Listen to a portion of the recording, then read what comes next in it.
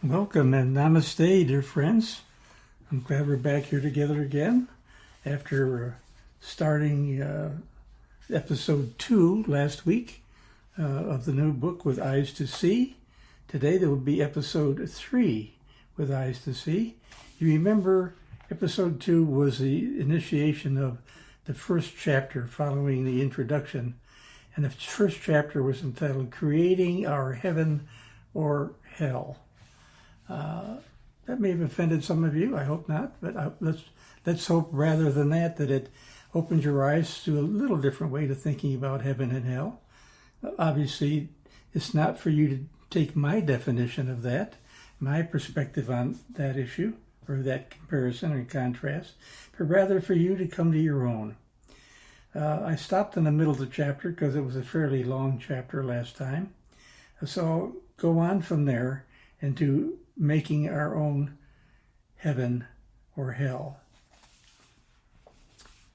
As I described last time, it depends on our attitude towards life itself, taking it lovingly, having a loving attitude toward all of life is creating our heaven. Judging all of life as it comes to us, being judgmental about it all, including those around us, is creating our own hell. So, I'll go from a little bit of the last segment into this to finish this chapter. Such is the case in our relationships with other people and with all things. We come to understand the meaning in our lives in a society which, by its pace of living, its preoccupation with consumerism and extrinsic reward system, teaches us not only that our self-worth is judged quantitatively, but that our value, our very essence, must be earned or gained by aligning ourselves with things external to us. That, my friends, is a definition, as far as I'm concerned, of creating our own hell.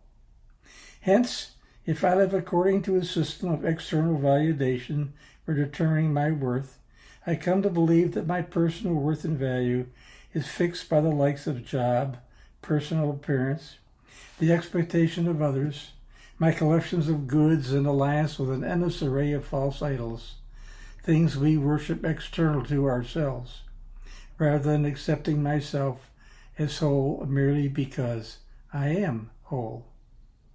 In this fallen state, I become unable to truly see and hear. I have eyes to see, but see not, ears to hear, but hear not. I become unaccepting of my inner life, forgetting my right to find my real heaven on earth. At various stages in my life, I let my worth be judged on how high and well I climb the ladder of success, without even considering that the ladder might be set against the wrong wall. The harder I worked, the more successful I became. The more successful I became, the more responsibility I was given. The more responsibility I was given, the better I felt about myself, or so it seemed.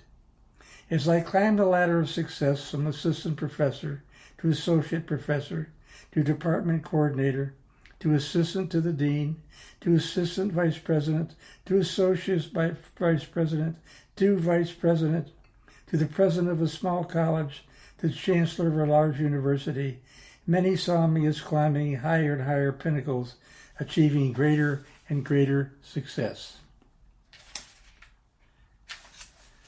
In part, at least, so did I, until I more fully became aware. To be sure, good things were done, and well, by many. The deepest meaning for me came from the exchanges of loving energy that created the higher good for all concerned. I also know that at times I allowed myself to be judged by others' expectations of me, rather than using my own inner sense of truth or fitness of contribution. Worth was sometimes determined by whether or not I please another. I since have learned that it is none of my business what others think of me or what I do. My soul, S-O-L-E, and soul, S-O-U-L, purpose is to live true to the center of my being. This is the definition of integrity. Indeed, it is authentic living. Before I was divorced in my first life, I gave in to the judgments of others regarding how I should treat my children, often saying and doing things against my better judgment. As the impending divorce approached, I made a decision that in order to do what my inner truth told me I must, I had to always be available for my sons and daughters when they needed me, to listen to their stories and to help them define their own initiatives and alternatives when necessary. In this light, I tried never to do for them or give them something that would prevent them from learning, growing, and gaining in self-esteem by doing or earning that for themselves. My main criterion for determining my success as a father changed how well I pleased them to how well I helped them grow in character. Although these changes are sometimes still difficult in the making, in large part I've come to find my heaven on earth in these matters. Oftentimes, we tend to accept the surface value or appearance of things as our final judgment of their value. Other people and things become mere objects, and we treat them as possessions to be manipulated for our own selfish desires, and we may not even know that at the time. We therefore substitute objectification of what we see for our intuitive sense of it, and our instinctual vision of goodness becomes blurred or lost from lack of use. Like a man who is kept in the dark all his life, he is blinded when he steps into the light. We often treat our view of what some call God likewise, creating instead a God that props up our own loves and hates, or we play one of our many mind games trying to decide whether God is a he or she, or part both, thus objectifying and portraying our transcendent God merely as an object to be manipulated for our own needs, rather than considering the relatedness that makes us as one. We thus become blinded to a willingness to consider a more plausible alternative is the God of mysticism, experienced as a reality that lies beyond human concepts, much the way that great art is felt. In my experience, what some call God is a mystery, a creative force that is beyond my imagination or control. Increasingly, I am finding that I don't need explanation for the workings of the world or of someone or something called God. The seeming necessity for understanding all such matters, frankly, is the ego's consciousness, the ego's work. The ego or mind must keep control of information and its interpretation, and thus we help the mind understand that while we honor and are grateful for where the mind has gotten us so far, we now wish it to act in full partnership, in harmony with the heart. As a matter of fact, to follow the word found in the heart. The key is to arrive at a balanced view of life, incorporating the use of our mind and senses, led by the truth of our heart. After much practice with this new arrangement with our mind, we can learn to take on our inner truth as the material for its interpretations. In this understanding that truth found inward is the same as all truth, our mind stills itself, for it no longer needs to search for that which separates us and the illusions we have placed there. Instead, in the stillness of fully realized truth and its oneness, we have tranquility. The mind comes to rest at last, awaiting only its next expression of truth to be used in the highest good for us all. That truly is divine creation. Artistically speaking, I have felt the mysterious rush of spiritual energy accompanying an enlightened moment, the shaping of a particular phrase, or the framing of a particularly sensitive moment in the soul life of another person, or myself for that matter. I also have felt the mystical energy of a loving moment with a friend permeate our entire beings, and have seen grace fall upon an especially tense moment, freeing the participants to behave in their origins of love. And the act of being totally present with another, mysticism, the energy that accompanies the inner voice, acts to free the heart and soul in the precious moment that becomes truly the art of living. The more we give ourselves to the voice of mysticism, the more we see the beauty of simply being as our primary function. In similar fashion, the more we use our intuition, the more we gain freedom from the trappings of the mind life that demands intellectual knowing as its only purpose. Our intuition and other forms of inspiration let us know our inner truth, and it is from this truth that we find our greatest good.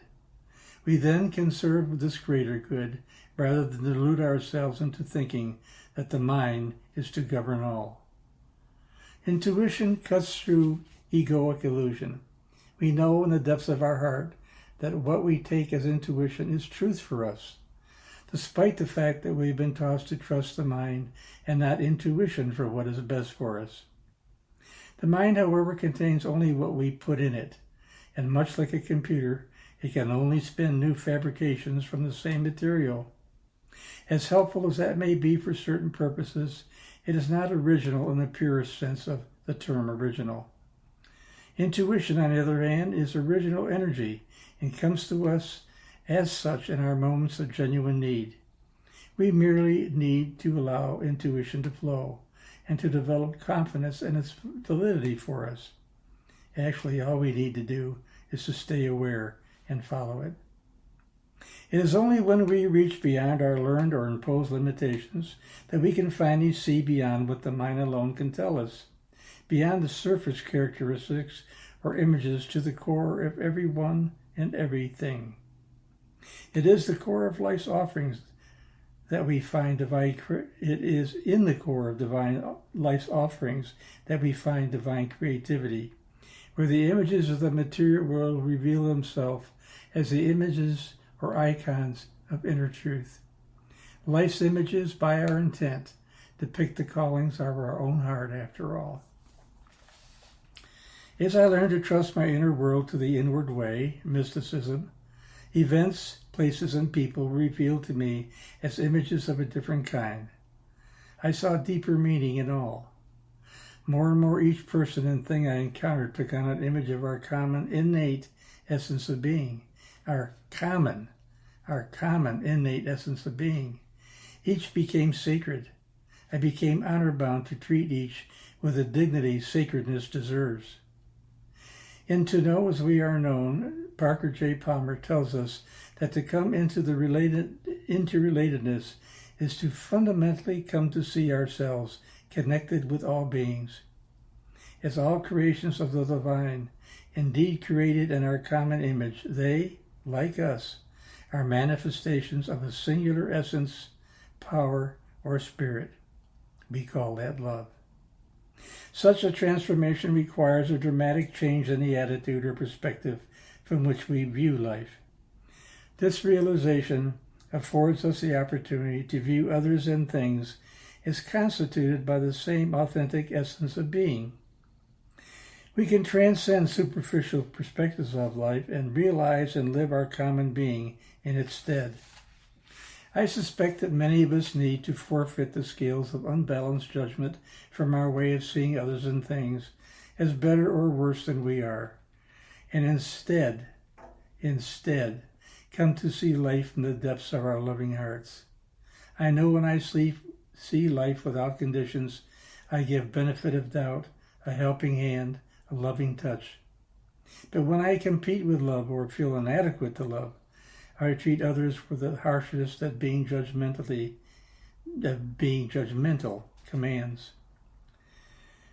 Where are the models that teach us a different way of seeing life? We need genuine heroes and heroines so badly nowadays.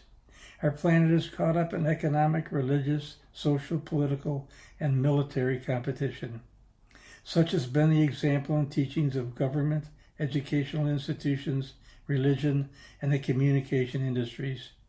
The power of such teachings is so ingrained, and the pressure to rule by them is so great that not many people know how to behave in any other fashion.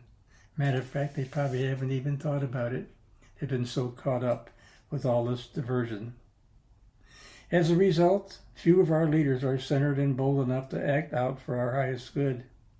When one who is of this character acts from such intrinsic intentions and teaches beyond and reaches beyond the teachings of greed, competition, self-righteousness, and the demands of today's Pharisees, he or she is severely sanctioned or eliminated from society for doing so.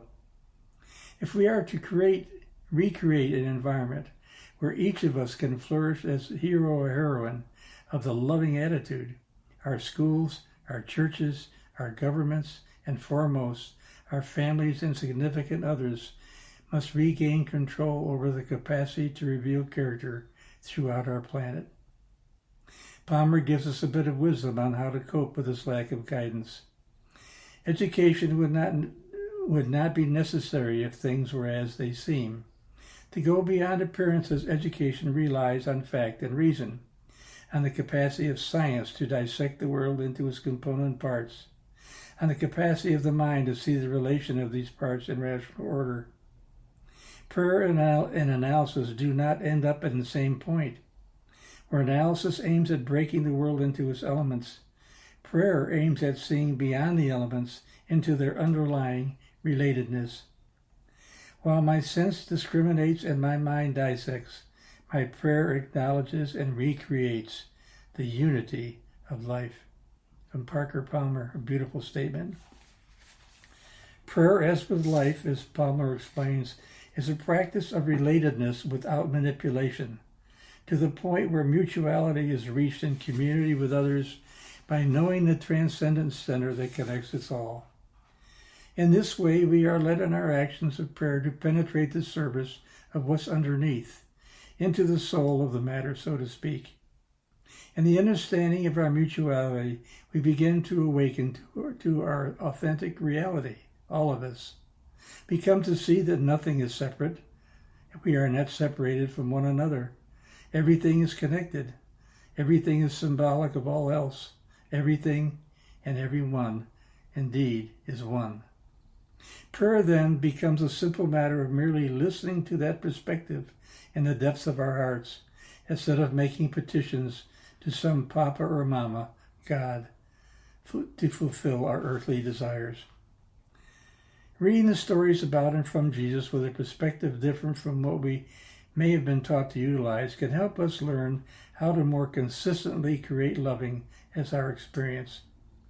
Learning to see from a loving perspective represents life to us from a spiritual point of view, rather than the intellectual objectified point of view we have become so accustomed to using and believing and opining over. I have seen the voice of literalism used to create unequals among us, making men better than women, Caucasians better than blacks, everyone and anyone better than a homosexual, a Protestant better than either a Catholic or a Jew. The loving perspective creates out of life a sacred experience. Our mind sees from the experience of logic, rationality, justification, and its literal interpretation of life, while our soul sees from the experience of images as symbols of things stood for. This is why working to interpret our dreams is said to enrich the understanding of the soul, for it engages symbols to provide us a reading of soul's condition. The same method can be used to read biblical stories from the perspective of soul, or spiritual language. As we learn to read the imagery of words, new meaning emerges. Instead of applying commonly held literal meaning to a word or phrase, symbolism engenders deeper reality from within and manifests as insight or enlightenment. As the mind begins to store and use this symbolic language more frequently as its reality, it, and therefore we, become more at peace with truth as the way of life it is for all of us. As we move on to the intriguing activity of reading these works, providing a symbolic framework, we might do well to understand that on this level we are not dealing with a prophecy of an earth doomed to turmoil and failure, from which only a literal second coming of Jesus can save us. In truth, the Bible is filled with story after story, saying in essence, invite me, the loving way, into your abode, your tabernacle, and I will help you find your way to peace and creative loving. When all is said and done, we are filled with the understanding that if we live from our center of spiritual love, when love once again becomes and is maintained as our only intent, and functions as our very nature we are at our core, we can then avoid both the inner and outer turmoil and the destruction which the literal interpretation of life in the Bible frequently represent.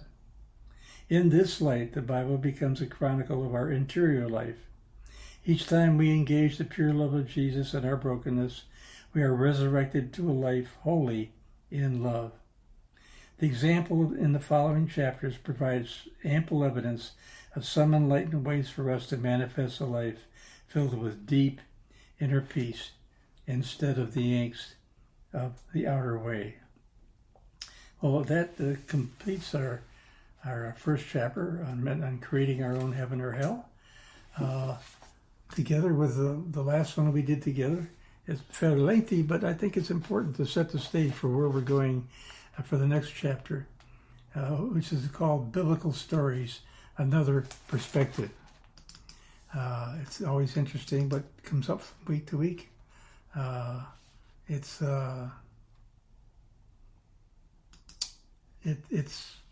just very interesting and very helpful to us all and very healing, really, of our past ways. You know, though, I like to finish sessions by picking up something from around the world that strikes me at a particular moment. So I'll finish this week with this one from Eckhart Tolle, a master for sure, about spiritual consciousness. And here is his admonition. Mediate or spend silent time in nature with your partner or friend, I'll add. When going for a walk or sitting in the car or at home, become comfortable with being in stillness together. Stillness cannot and need not be created. Just be receptive to the stillness that is already there, but is usually obscured by mental noise. Oh, what a beautiful statement. Let me read it again in case you may have missed part of it. Mediate or spend silent time in nature with your partner. When going for a walk or sitting in the car or at home, become comfortable with being in stillness together. Stillness cannot and need not be created.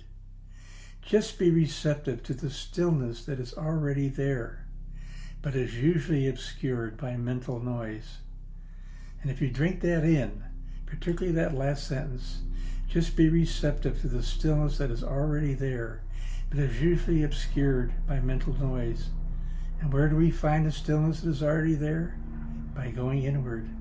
And where do we find that it's obscured by mental noise? Outward. Oh, definitely outward.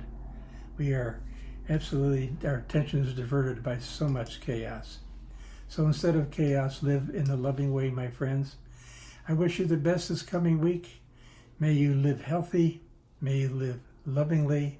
May you live as the truth you are each and every moment of every day through all you say and do.